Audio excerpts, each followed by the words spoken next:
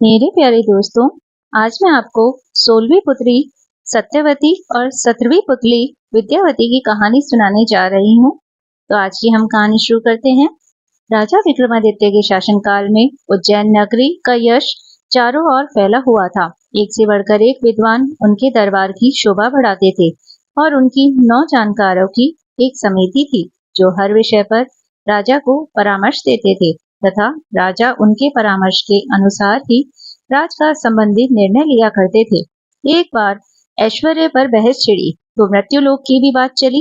राजा को जब पता चला कि पाताल लोक के राजा शेषनाग का ऐश्वर्य देखने लायक है और उनके लोक में हर तरह की सुख सुविधाएं मौजूद हैं, चूंकि वे भगवान विष्णु के खास सेवकों में से एक हैं, इसलिए उनका स्थान देवताओं के समकक्ष है। उनके दर्शन से मनुष्य का जीवन धन्य हो जाता है। विक्रमादित्य ने सशरीर पाताल लोक जाकर उनसे भेंट करने की ठान ली। उन्होंने दोनों वेतालों का स्मरण किया। जब वे उपस्थित हुए तो उन्होंने उनसे पाताल लोक ले चलने को कहा। वेताल उन्हें जब पाताल लोक लाए तो उन्होंने पाताल लोक के बारे में दी गई सारी जानकारी सही पाई। सारा लोक साफ सुथरा तथा सुनियोजित था। हीरे जवाहरात से पूरा लोक जगमगा रहा था। जब शेषनाग को खबर मिली कि मृत्यु लोक से कोई सशरीर आया है तो वे उनसे मिलने गए। राजा विक्रमादित्य ने पूरे आदर तथा नम्रता से उन्हें अपने आने का प्रयोजन बताया तथा अपना परिचय दिया। उनके व्यवहार से शेषनाग इतने प्रसन्न हो गए कि उन्होंने चलते वक्त उन्हें 4 चमत्कारी रत्न उपहार में दिए। पहले रत्न से मुंह मांगा धन प्राप्त किया जा सकता था। दूसरे रत्न मांगने पर हर तरह के वस्त्र तथा आभूषण दे सकता था और तीसरे रत्न से हर तरह के रथ, अश्व तथा पालकी की प्राप्ति हो सकती थी। चौथा रत्न धर्म कार्य तथा यश की प्राप्ति करना सकता था। काली द्वारा प्रदत्त दोनों बेताल स्मरण करने पर उपस्थित हुए तथा विक्रम को उनके नगर की सीमा पर पहुंचाकर अदृश्य हो गए। चारों रत्न लेकर अपने नगर में प्रविष्ट हुए ही थे कि उनका अभिवादन एक परिचित ब्राह्मण ने किया। उन्होंने राजा से उनकी पाताल लोक की यात्रा तथा रत्न प्राप्त करने की बात जानकर कहा कि राजा की हर उपलब्धि में उनकी प्रजा की सहभागिता है। राजा विक्रमादित्य ने उसका अभिप्राय समझकर उससे अपनी इच्छा से एक रत्न ले लेने को कहा।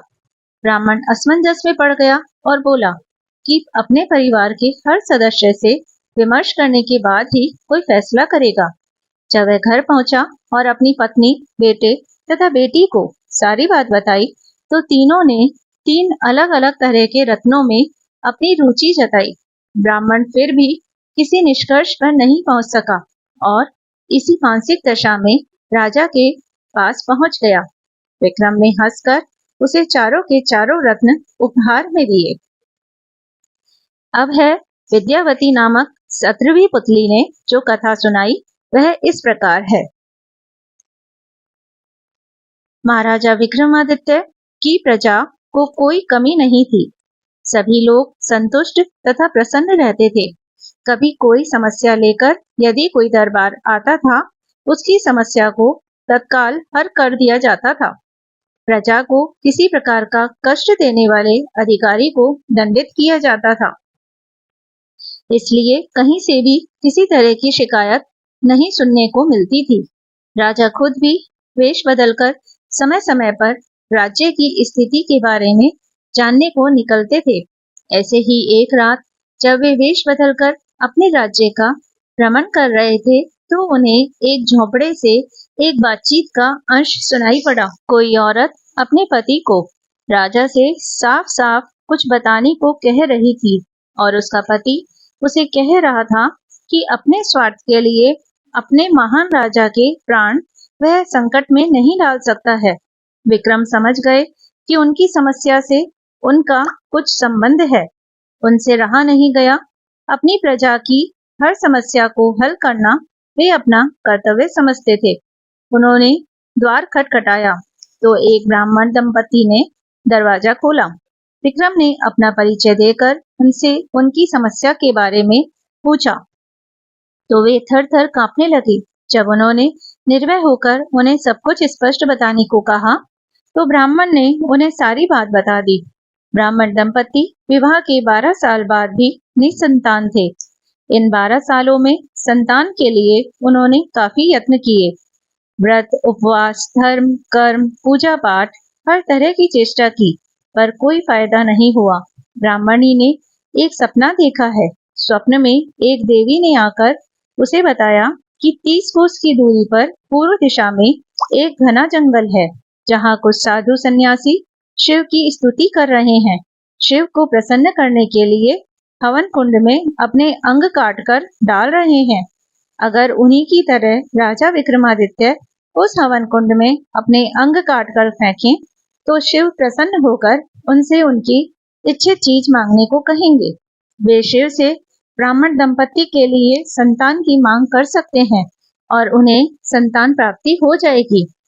विक्रम ने यह सुनकर उन्हें आश्वासन दिया कि वह ये कार्य अवश्य करेंगे। रास्ते में उन्होंने बेतालों को स्मरण कर बुलाया तथा उस हवन स्थल तक पहुंचा देने को कहा। उस स्थान पर सचमुच साधु सन्यासी हवन कर रहे थे तथा अपने अंगों को काटकर अग्नि कुंड में फेंक रहे थे। विक्रम भी एक तरफ बैठ गए और उन्हीं की तरह अपने अंग काटकर अग्नि को अर्पित करने लगे। जब विक्रम सहित वे सारे जलकर राख हो गए, तो एक शिवगण वहां पहुंचा तथा उसने सारे तपस्वियों को अमृत डालकर जिंदा कर दिया, मगर फूल से विक्रम को छोड़ दिया। सारे तपस्वी जिंदा हुए तो उन्होंने राख हुए विक्रम को देखा। सभी तपस्वियों ने मिलकर शिव की स्तुति की तथा उनसे विक्रम को जीवित करने की प्रार्थना करने लगे। भगवान शिव ने तपस्वियों की प्रार्थना सुन ली तथा अमृत डालकर विक्रम को भी जीवित कर दिया। विक्रम ने जीवित होते ही शिव के सामने नतमस्तक होकर ब्राह्मण दंपति को संतान सुख देने के लिए प्रार्थना की।